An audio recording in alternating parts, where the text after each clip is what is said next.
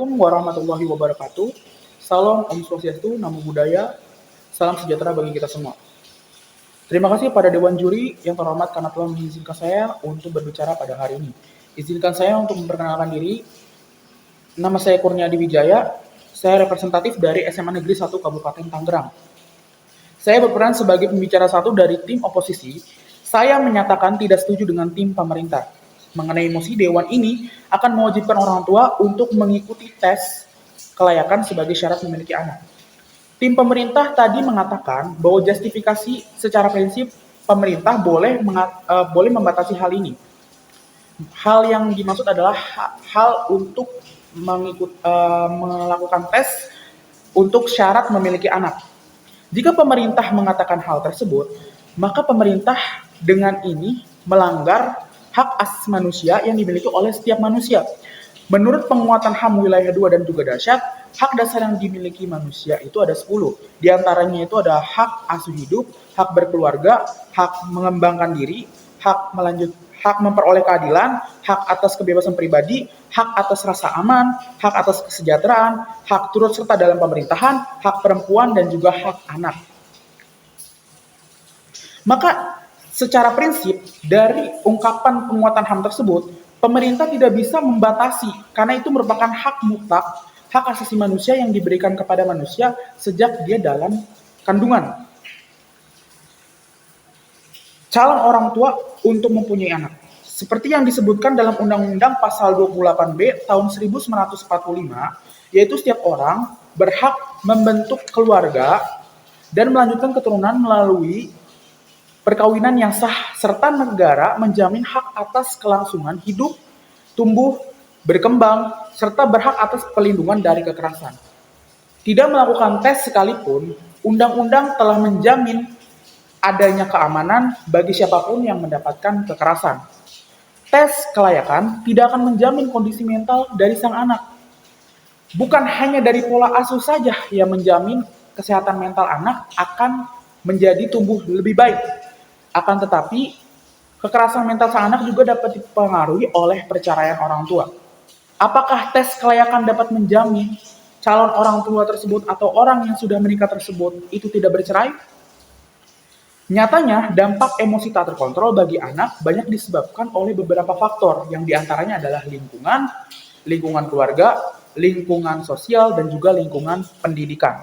Kami merasa bahwa tes yang tim pemerintah katakan sangat tidak relevan dan juga efektif. Apakah pemerintah dapat menjamin semua calon orang tua dapat mengikuti tes itu? Lalu, jika ada orang tua yang tidak mau mengikuti tersebut karena menganggap tes tersebut tidak relevan dan tidak efektif, apa solusi yang akan diberikan oleh tim pemerintah? Kami merasa akan lebih baik untuk meningkatkan tingkat kualitas yang ada di lingkungan pendidikan. Karena memang kita bisa mengakui kalau keluarga adalah pendidikan pertama. Tapi yang jauh lebih jangka panjang itu adalah pendidikan di sekolah. Baik dari PAUD, baik dari TK, baik dari SD, SMP, dan juga SMA. Ternyata terdapat perbedaan aksesibilitas yang dimiliki oleh perkotaan dan juga pedesaan. Kemiskinan di Indonesia itu tidak dapat dilepaskan dari dimensi spasial. Dengan perbedaan yang signifikan, kemiskinan di kawasan pedesaan nyatanya lebih berat dibandingkan di perkotaan. Artinya, dibandingkan di perkotaan, kemiskinan di pedesaan itu jauh lebih besar dan itu sangat mempengaruhi pertumbuhan dari anak. Mengapa demikian? Karena kurangnya aksesibilitas yang dilakukan oleh pemerintah. Karena jangkanya ini, jika kita menunjang pada pendidikan, maka itu kita akan mendapatkan jangka yang panjang. Karena pendidikan itu bukan hanya untuk anak TK, bukan hanya untuk anak SD, bukan hanya untuk anak SMP, anak SMA, dan anak kuliah, seorang mahasiswa. Orang tua sekalipun itu perlu yang namanya dididik apabila dia salah. Daripada kita berfokus pada tes yang sifatnya itu adalah jangka pendek, lebih baik kita menunjang fasilitas pendidikan yang ada di Indonesia. Di daerah pedesaan, ternyata hampir 80% fasilitas tidak terakreditasi. Ini merupakan penelitian yang dilakukan oleh UNICEF pada tahun 2020 lalu. Jadi, pola asuh orang tua hanya menjadi salah satu faktor saja anak untuk menjadi temperamental. Ternyata lebih banyak lagi faktor-faktornya. Contohnya adalah lingkungan sekolah, lingkungan sosial. Itu juga menjadi faktor yang besar yang mengambil andil yang bersandar dengan pola asuh orang tua. Ternyata kekerasan-kekerasan yang ada di lingkungan sekolah juga itu merupakan salah satu faktor bagi kesehatan mental pada si anak. Apakah kesehatan mental pada si anak hanya dapat meningkat ketika usianya masih diasuh oleh orang tua?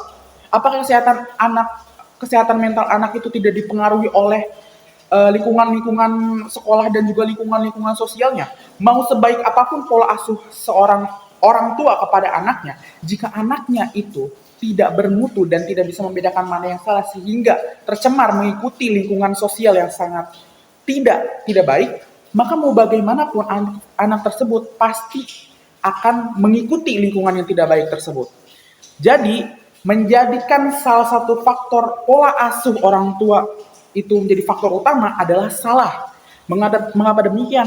Karena lebih banyak orang yang terhasut untuk melakukan pencurian, terhasut untuk melakukan tindak penjualan seperti narkoba, mengedarkan narkoba, bukan dari hak asuh orang tua, melainkan daripada lingkungan yang dia dapatkan. Maka akan lebih baik pemerintah untuk menunjang dan meningkatkan kualitas lingkungan pendidikan yang ada di negara Indonesia dibandingkan dengan melakukan tes kelayakan yang akan dilakukan oleh para calon orang tua untuk syarat menjadi orang tua atau syarat memiliki anak. Saya dengan ini sekali lagi menekankan bahwa tidak setuju akan mosi kali ini bahwa untuk memiliki seorang anak itu diperlukan